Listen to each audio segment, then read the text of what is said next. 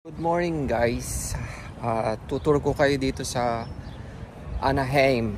Anaheim or I don't know. Anaheim. Anaheim Harbor RV Park dito sa California. Kasi gusto ko lang i-share na experience namin. We tried it in different way because usually kung pupunta ka dito sa Disneyland, kung pupunta ka ng Disneyland, yung iba nag-hotel. But there is other way. Nag-rent kami ng RV dito. Mayroon kaming RV, pero kung i-drive mo naman siya, parang ang layo-layo. Noong ginawa namin, nag-travel kami, nag-plane papunta dito, and then nag-rent kami ng RV. Nag-reserve kami ng RV dito sa Anaheim Harbor RV Park. It's 4 minutes drive to Disneyland. Tapos ano siya, kung lalakarin mo siya from here, ay 28 minutes. So napaka-convenient.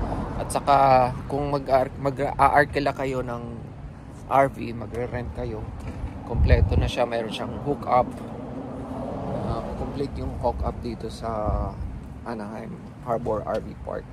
Meron kayong tubig, yung sewer nyo diretso, tsaka merong kuryente.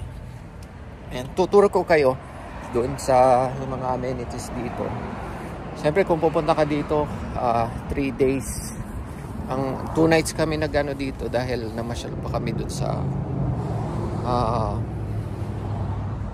Santa Monica.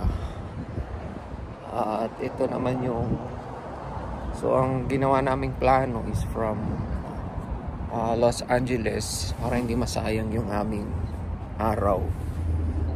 Punta kami ng Disneyland, and then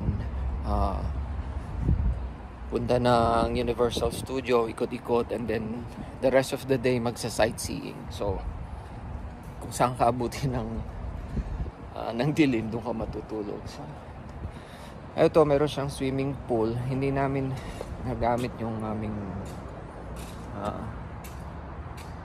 swimming pool na pupunta dito dahil walang time, and we just to maximize things.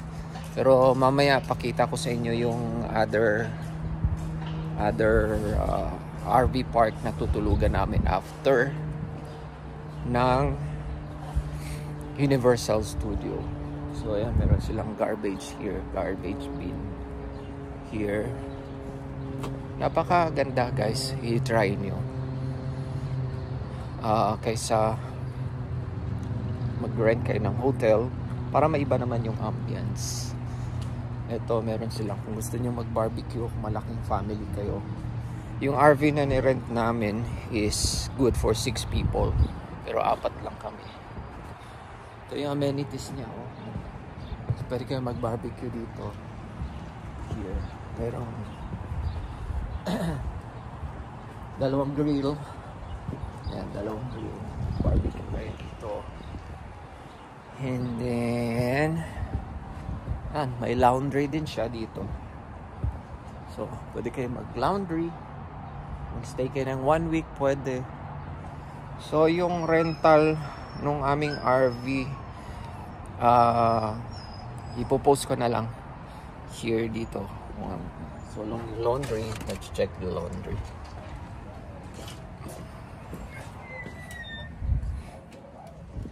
Yan, teka, ano ko lang yung camera para makita nyo. Ito yung laundry. Yan, ilang laundry to? 1, 2, 3, 4, 5, 6. Oh, may number pala. 16 laundry. Oh, ito yung laundry niya. Okay. Ano to? RV Universe.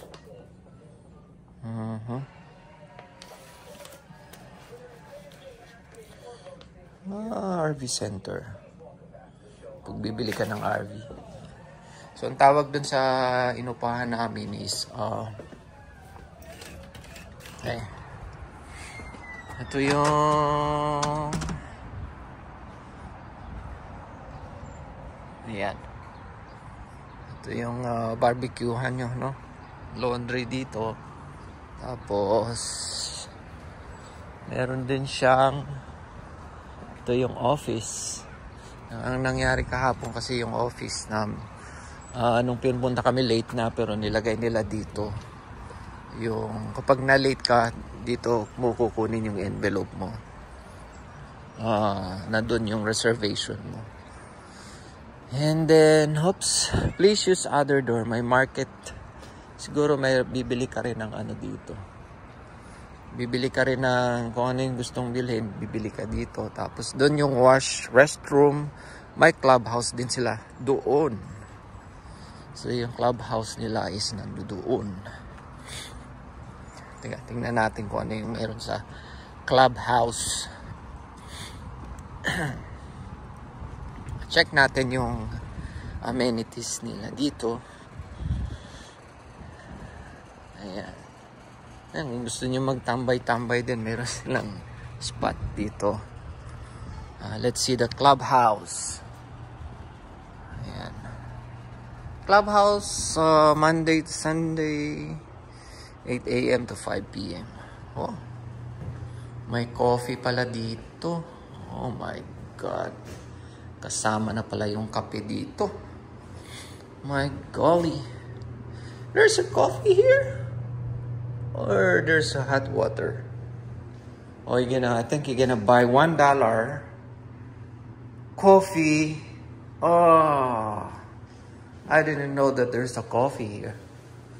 Oh, see guys, kasi may kape pala dito. So, mamimili ka ng iba-ibang klaseng coffee. It's only $1. Yung first day namin, naglakad pa kami ng Shell para bumili ng kape. Oh my God! We missed the coffee. Oh. And then, kung may chicheria, you just need magkano? $1, $5. So, ito. Oh, may gaming machine pa sila dito. Goodness. Okay, I think I can trip my stand back here. So, ayan. Gusto mo maglaro. May Pac-Man sila. Sinaunang Pac-Man. Oh. May books. Oh, it's a nice RV park. Kung gusto nyo mag-Disneyland talaga, mga guys.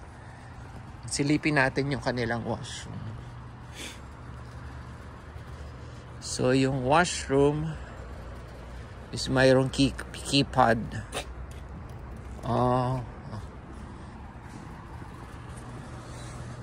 Okay, nakasara yung ano, gusto ko makita yung washroom. Teka, baka meron nakasulat dun yung paggamit ng washroom. Pero kung gusto nyong maligo, merong washroom dito. Meron sila shower room dito. So, yan guys. Yun yung... And the rest, yung mga nag-stay longer is over there. Over there. So, yung pinili namin kasi, mayroong damo. Kasi yung isang space, yung iba walang damo. Alright. Ayan. Yan yung kabuuan niya. Ayan. Please clean up kung may pet kayo. Ayan. So, napakaganda ng lugar na to. It's napaka-convenient. Just 28 minutes walk from here, papuntang Disneyland. So, yan. I just suggest na other way na kung ayaw nyo mag-hotel para maiba naman, just rent an RV. Yung RV na mga ganitong size is para ka lang nag-drive ng F-150, F-350. So, you don't need to worry. Kung sa mga kababayan natin sa Canada, yan, ito yung pool nila. Okay. So, yan guys. Yun yung rent namin. You can rent from Cruise America, Indie Campers, just go dun sa website nila, i-reserve nyo advance. Pwede nyo i-reserve advance itong yung mga RV park. Alright, so don't forget to subscribe. Tutur pa namin kayo doon para magkaroon kayo ng idea. Yung RV Life tour para ma-maximize nyo yung oras nyo sa labas. Kasi kapag nag-hotel ka, minsan pagpagod ka na, doon ka lang sa hotel. Then here may kasama ng camping. Alright guys, please subscribe. Don't forget to subscribe, at marami pa akong isi-share sa inyo tungkol sa tour na to. At yung mga videos, kung ano-ano yung mga pwede nyong sakyan dun sa yung ginawa namin, na maximize namin. Marami kaming nagawa dun sa buong araw na ginawa namin sa Disneyland. Alright, please subscribe. Salamat kabayan. See you later.